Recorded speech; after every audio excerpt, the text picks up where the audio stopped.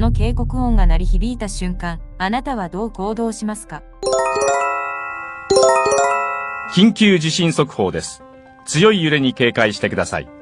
2025年7月30日、カムチャツカ沖で発生したマグニチュード 8.8 の巨大地震。南海トラフで想定されているのも同規模のマグニチュード8から9の巨大地震。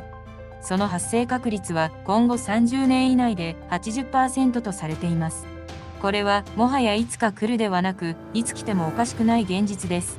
この現実を前に、私たちが今すぐ取るべき対策、改善できることは何だと思いますか？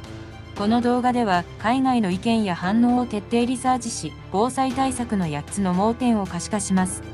サイバー攻撃、思考の外部委託、マニュアル依存症、ジャパンリスク、復興利権、善意の津波、インフォデミック、国家強制介入。